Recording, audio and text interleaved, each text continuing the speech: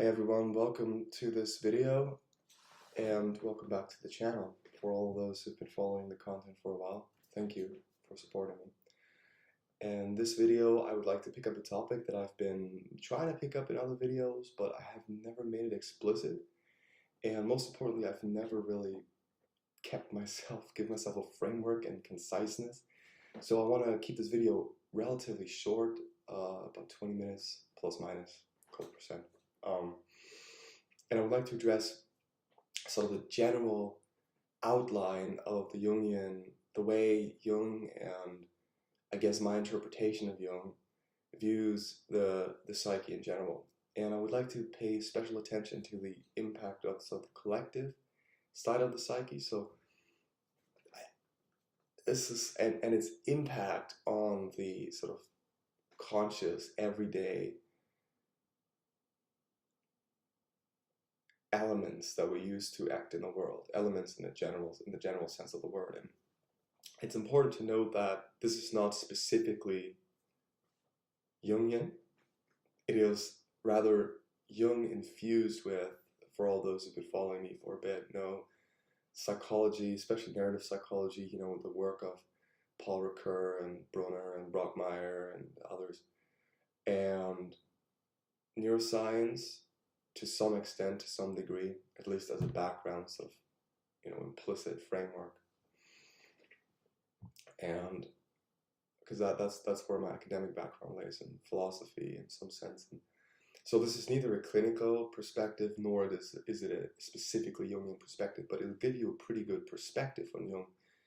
And I believe it's an intriguing way to interpret him, because he himself was quite implicit in his writing and his thought, and always sort of was drawn back to making things clinically relevant.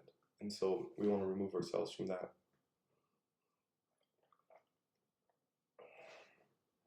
Okay, so it starts off, I think, already for those who haven't had any touch points with Jung and the, I guess, psychoanalytic framework in general. It starts off with the question, okay, what do we use to act in the world? And so the answer is, I think at least, or the proposed answer I want to give you is, we have sort of the conscious mind with the ego at its center, so versus, and Jung calls the ego the subjective center of the psyche, right? So it's the psyche, it's the subjective element within the subjective realm that we perceive as the center, and at the center of the ego lies sort of a determining or a dominant narrative or dominant complex.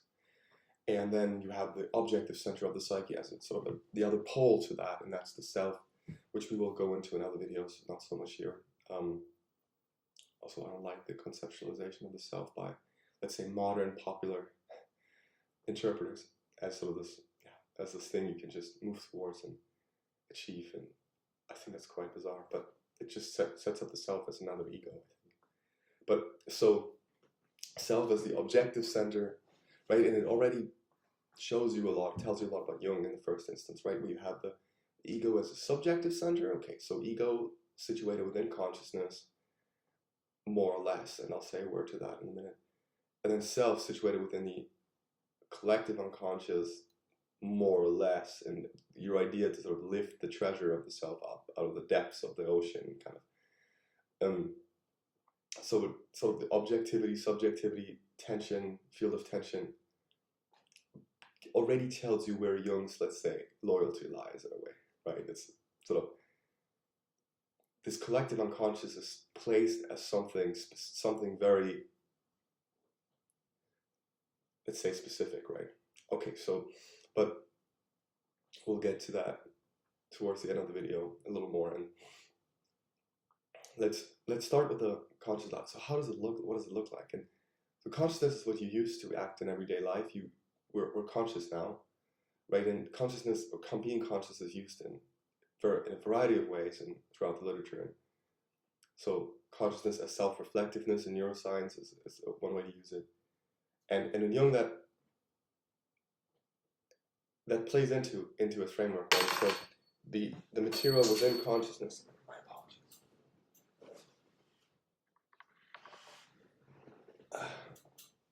the material within consciousness can be recalled volitionally to an extent. Okay, so and the material within the unconscious proper, especially within the collective unconscious, cannot be recalled. They have another function, and this includes the unconscious in a Freudian sense to some extent. It includes that in Jung's conception of consciousness, because it can be recalled volitionally, at least after you put in some work, let's say. But in the first instance, of course, we have to situate that in the unconscious as well, and then you have the distinction, of course, between the personal and the collective unconscious, sort of as layers. You see our consciousness maybe here, and then you have the personal unconscious, and then your collective unconscious, and so, Jung says are the roots of our ego, or the roots of our behavior, of our ego, of our consciousness, reach all the way down hell. And of course, what that means is that all our actions penetrate down into the very hell of all humankind, penetrate down into the very bottom of human evil and the repressed of humankind as a whole. And so here, this leads us sort of towards already what I want to really get into in this talk, and that is, so you have in consciousness, or within the ego, you have certain elements that make up, let's say, the stuff, the content that drives you to act every day, right? So it's like what drives the way you dress, or what drives the way the kinds of things you do in your everyday life, is a sort of a background that you have risen from, let's say, and those, I like to refer to those as elements. And so an element would be, for instance,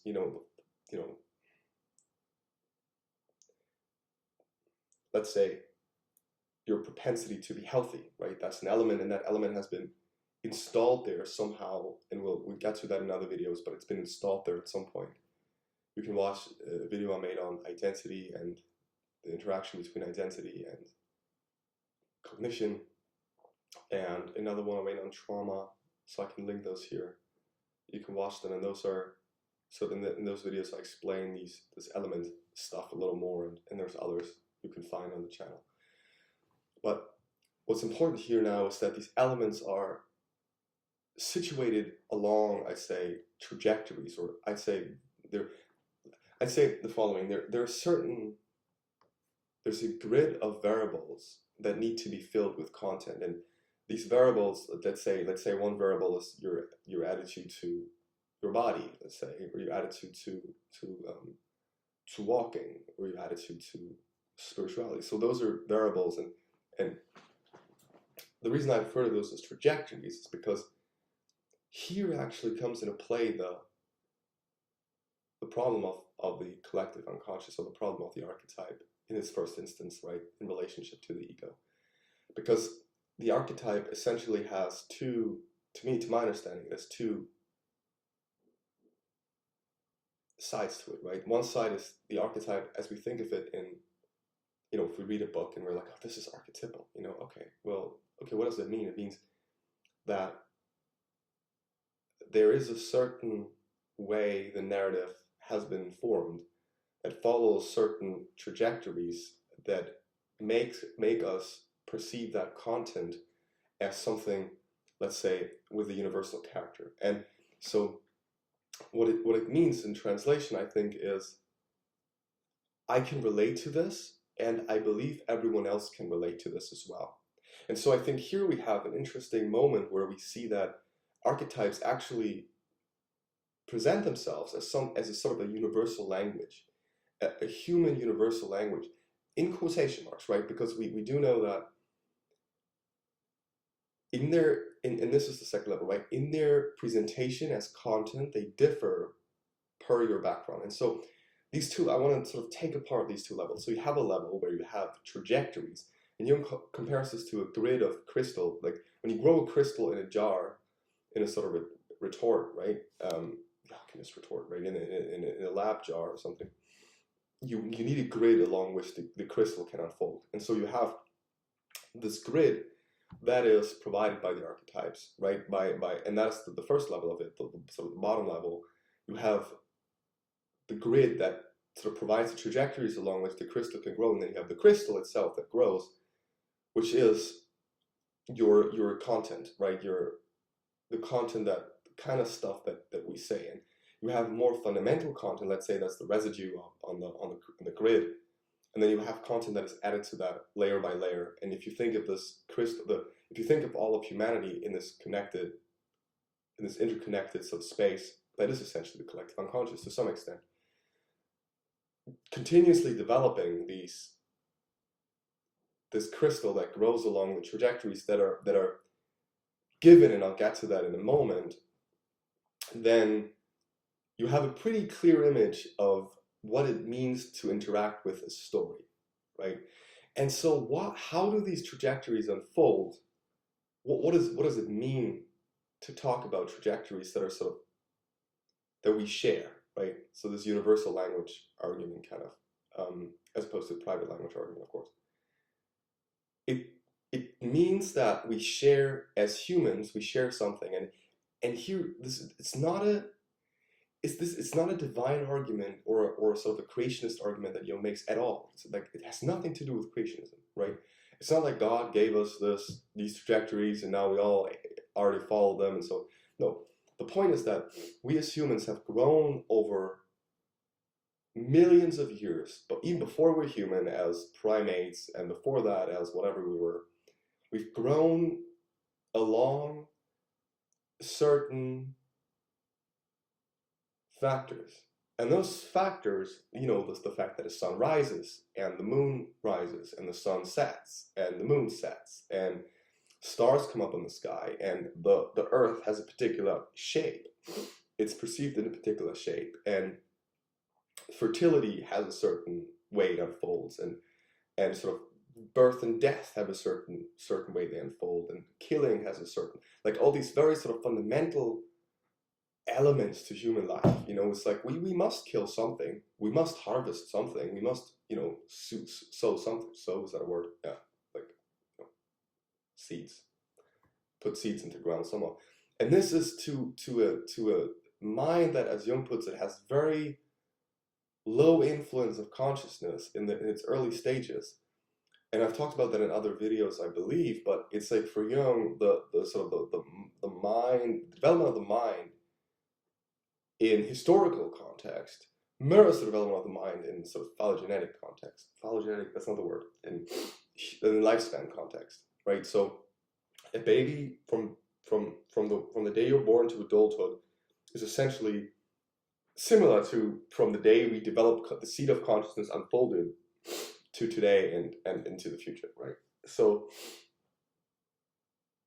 and I'll get to that in another video, to explain that in more detail. I think that's useful. I think we can cover that here. But so the idea is that the trajectory, development of those trajectories of the grid is an interactive process that unfolds over historically, let's say. And it unfolds, first of all, in interaction with our environments, just as evolutionary, like physical development, unfolds in interaction with the environment. And it's very important to note that Jung is not making an genetic argument to explain propensity to certain stories or certain ways of behavior. The archetype of the shadow looks like X, Y, Z, and that's not the point. The point is this. For Jung, you have an underlying unity, so the unus mundus, that is, to which everything on top of that converges on the level of the psyche. So, as I said, you have consciousness maybe a couple layers up, and you have the personal unconscious, and then you have the collective unconscious, and below that you have, very fundamental archetypes, and it sort of drizzles down. It's almost like sand filtering, sort of water filtering through sediment.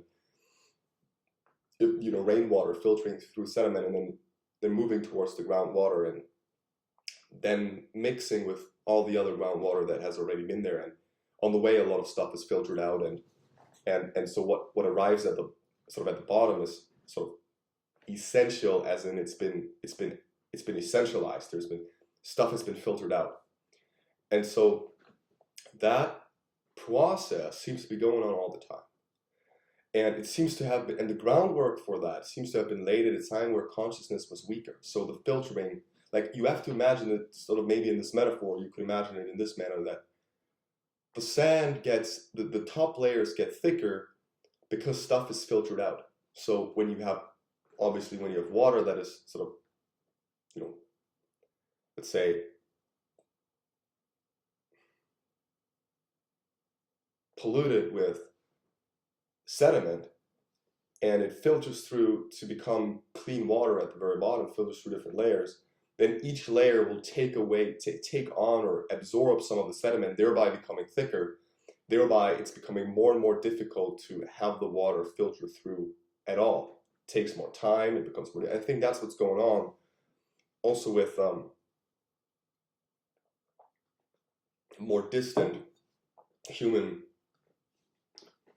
populations and larger human populations. It becomes more and more difficult to have any impact on the structure itself, but it's also becoming more and more difficult because consciousness differentiates itself, I would say, more and more. So you have this process whereby in earlier times where consciousness, the layer of consciousness of the sediment, the top layer of the sediment wasn't as thick or wasn't there at all, probably only a little bit of sand, and then it's like, you know, it's almost like when the biblical story, when Jesus became flesh, and God became flesh, in the form of Jesus Christ. And it was like, why did that happen? And Jung's explanation in part is that God had to become, because God in a way requires the contact or the interaction with its embodiment, let's say, so with humans, with its, let's say, puppets in a way, and to become conscious of itself and to be shaped and changed and have a connection to reality in a way. And he did that by way of becoming, or it did that, whatever, by way of becoming Jesus Christ. And that got that process of, oh my God, I can influence the structure that I feel like is grabbing me. I can shape that. And so this is also interesting. So right, for the structure that grabs you, so for Jung, the archetype has, of course, the power because it controls, it's the trajectories along which the psyche unfolds, right? So let's make that loop first. So now we have those trajectories that can be shaped by human consciousness or by human action, let's say, and those trajectories in turn form the grid along which the psyche can organize the elements that is made of. So these elements, as I said, are stuff like the way you talk, you know, and the reasons for it, the way you write and the reasons for it. So all these kinds of, like, I think, I don't know this, but and this is quite implicit in Jung, and I don't know if it's in Jung at all. I think it's in Jung. I'm pretty sure, but it's implicit, and those elements sort of create basically everything you are, right? And they can be fractured or ruptured, I say always. So they can be ruptured by influx of other material from the outside, but they stay there, right? And so they're the attack points of trauma, as I talked about in my video on trauma a little bit, and that's, so this process of rupturing and rebuilding is essentially a process of the ego development to a certain point in time. It happens involuntarily, and then starting from a certain point in time, or that depends on the person as well, it can become voluntary. So for the voluntary descent into hell kind of thing. And so with that being said, you have those trajectories now that sort of form the grid along which these elements can organize themselves, or organize themselves, really. And that is precisely what the archetype is on its bottom level, right? It's not the kind of content you read about. That's not, you can say it's archetypal content or it's archetypal images, but it's not the archetype. That's not the point of it. Because if that was true, then it would be a strange argument, because we would essentially say there are certain stories that are better than others, and that's not what we're saying at all. And everyone saying that is a bit of the grid, right? Of the grid, of the mark. I don't know what the saying is, but what's inherited, and this is interesting, is a propensity to unfold in a certain direction, and it's not deterministic either, because I think it functions something like that. You have an infinite amount of trajectories. It's not infinite, but for the sake of the image and for the sake of my own ignorance, let's say it's infinite, right? An infinite amount of trajectories that are organized sort of in this groundwater. They're not organized, they're semi-organized in this groundwater, okay? So that's, but they're all one in a way. In some strange and bizarre way, they're all one in this unus monus. And by way of all being one, they're all interconnected. That's where synchronistic experience become enabled, because at some point in this drizzling down process, everything's one, right? And so that's how you can have synchronistic experiences that span, that go beyond space and time, because space and time don't matter if everything's one. And so this is where Taoism comes into Jung, I think. Every action in every moment in one element can trigger all other elements. And that's where also the danger of, let's say, movements like fascism really arises, because if you can have these chain reactions that you don't know what the hell is going on, and suddenly everyone wants to kill minorities, or in this case Jews, and other non-conform whatever beings, at that point, and it's a sort of it's a mass infection that I think goes way beyond political propaganda or anything like that. I think it's a wave that it's not even a wave, it's more of it's like an instant, like something is triggered and suddenly suddenly everything falls, right? And I think that's what happened in part in Nazi Germany when Hitler triggered something specific, something that was repressed on the one hand. So that's an Freudian explanation, right?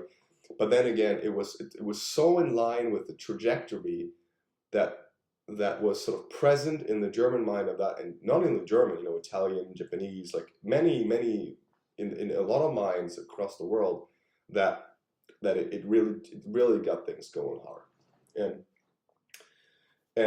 and so you have that interconnectedness, that one is at some level, right, and then above that you have these different layers, and what you inherit is that connection to the oneness. I think that's what you inherit. That's what you're born into. You're not born with it. It's not like the body where it's like, you're not even born. Sorry to say, you're not even born with this body. You're not. You're born with genes that possess the propensity to develop into this body, under the circumstance of being activated by certain transmitters in the process of pregnancy and beyond. So you're not, like, your genes can express all kinds of things. Like, we share 99.9% of genes with 99.99999% of genes with our ancestors, like primates, But we don't become primates, and that's not because it's not only because we have different genes in these 0.00000 whatever one genes, but it's as I understand cell biology, and God knows I don't understand a lot about it, because I studied it in undergrad in part, but that doesn't say I know a lot about it. But as I understand it, it's a matter of activation and repression. So it's like a matter of pruning, and I think this is precisely what's going on in the archetypal space as well. It's a matter of pruning. The environment that we've historically interacted with over time pruned this infinity of trajectories that are available to a certain set of trajectories that now present themselves as more dominant and more relevant and to us. And I think it can the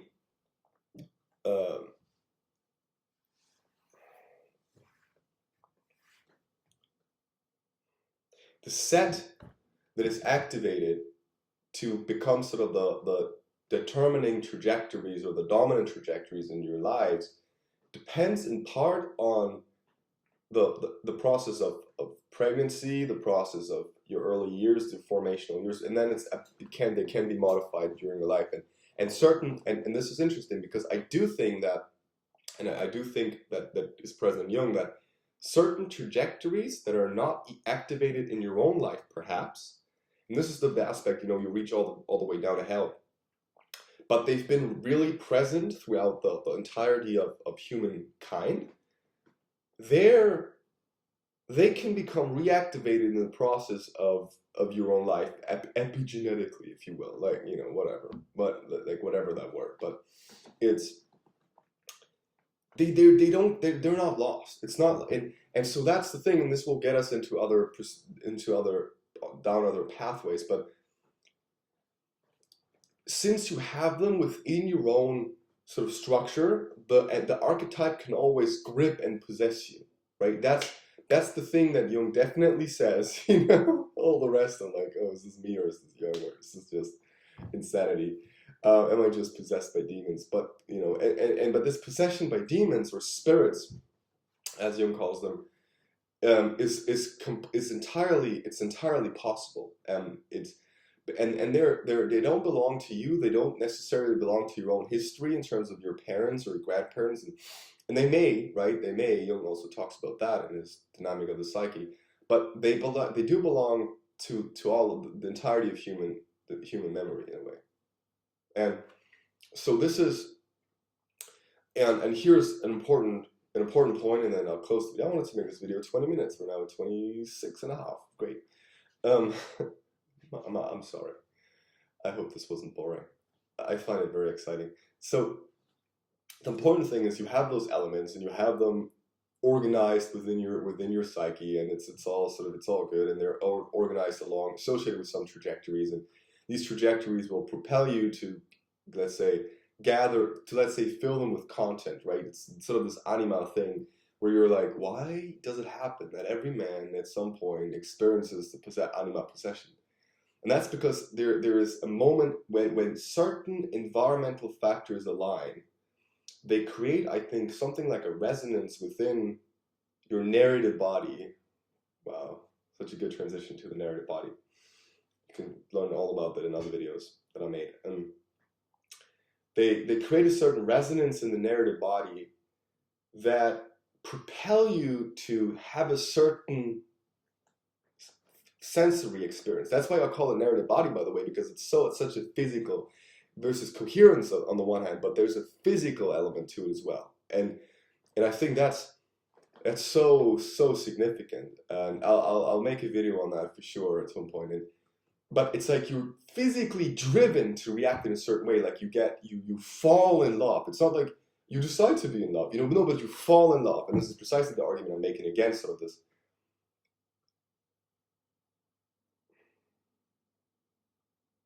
existentialist, I'd say, perspective that you can just choose who you are. Just make a choice. Just find meaning. It's like, no, you can't find meaning. I don't think you can find meaning. I think you can pretend to, I think on a very superficial level, you can pretend to do something meaningful, but that's just busying yourself with ego stuff, right? It's like, yeah, it's difficult to chop wood, and so I'll chop wood and have an experience of meaning because I see what I've done, kind of thing. But that's not meaning, right? I think meaning has you. Meaning finds you. You don't find meaning, and of course you have to try stuff to find meaning, and of course it's in a very pragmatic context. It's good when you're like, you know, Viktor Frankl, when you're in a concentration camp. It's good to hold on to something that gives you meaning, but there's the level of transcendence that I think Jung introduces, and precisely what he's trying to say is you can't find anything.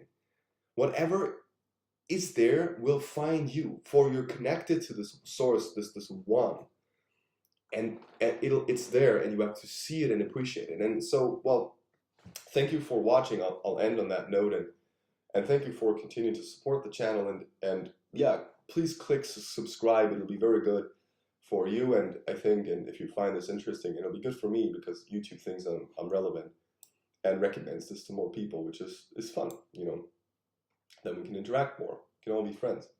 Okay, well, good. Thank you, and have a good day, night, or whatever it is for you. Goodbye.